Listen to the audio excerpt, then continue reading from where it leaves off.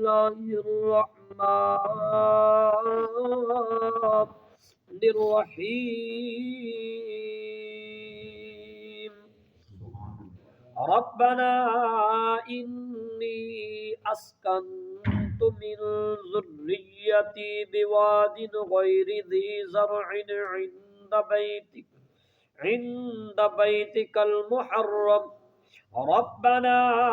ليقيموا الصلاة فاجعل أفئدة من الناس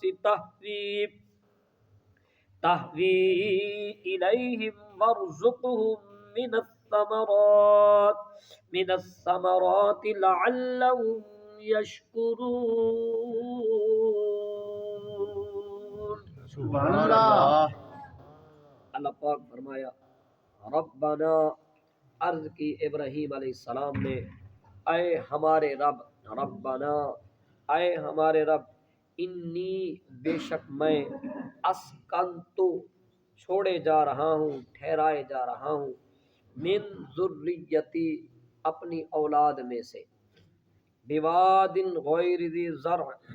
بے آب و گیاہ، یعنی نہ جس میں پانی ہے نہ کھیتی ہے، ایسی جگہ پر زرع نہ کھیتی ہے، عند بیتک